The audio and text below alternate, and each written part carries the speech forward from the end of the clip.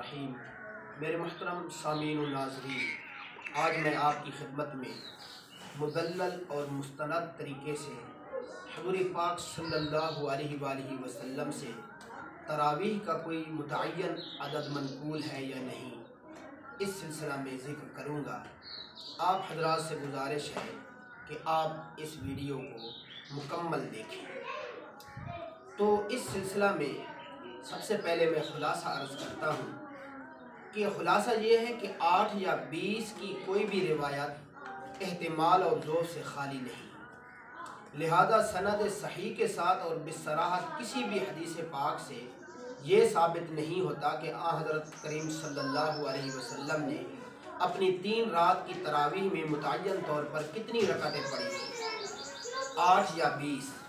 यही वजह है कि उलमाए मुहक्किकीन की एक जमात कहती है कि हज़रत करीम सल्लल्लाहु अलैहि वसल्लम के कौल या फ़ेल से तरावीह की रकातों का कोई मुतअय्यन अदद साबित नहीं होता कि हज़रत पाक सल्लल्लाहु अलैहि वसल्लम ने बस इतनी ही पढ़ी हो, ना इससे कम और ना ज़ायद। इस सिलसिला में अल्लामा इब्न तैमिय्या रहमतुल्लाहि ताला अलैह का कौल मैं उर्दू में ज़िक्र करता हूँ।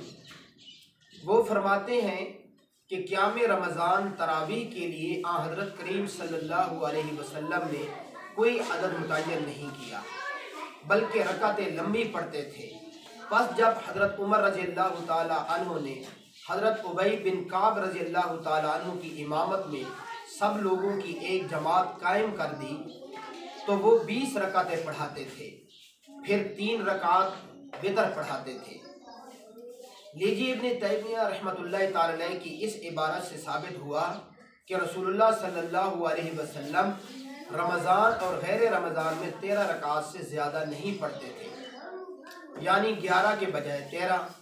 हज़रत पाक सल्लल्लाहु अलैहि वसल्लम ने क़याम रमज़ान तरावीह की रकातों की किसी अदद मुअय्यन के साथ तहदीद भी नहीं फरमाई और चंद सत्रों के बाद लिखते हैं, मन ज़न्ना अन्ना क़याम रमज़ान फ़ी अदद मुअय्यन मुअक्कदन अन नबी सल्लल्लाहु अलैहि वसल्लम व आलिहि व अस्हाबिहि वसल्लम ला युज़ादु अलैहि व ला युनक़सु फ़क़द अख़्ता।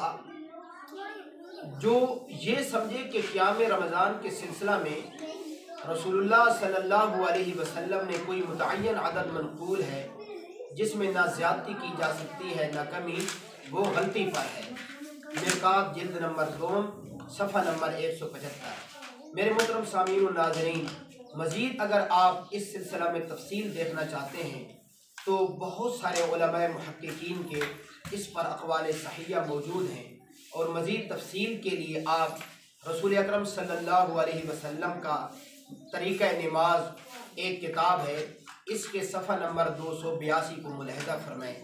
और मेरे मोहतरम सामीन व नाज़रीन, आपसे अर्ज़ है कि आप मुस्तनद और मुदल्लल हवाला जो अगर आप किसी मसले की तहक़ीक़ चाहते हैं या किसी मसले को सुनना और देखना चाहते हैं तो हमारे चैनल ज़ौक़-ए-इस्लाम को ज़रूर सब्सक्राइब फरमाएँ।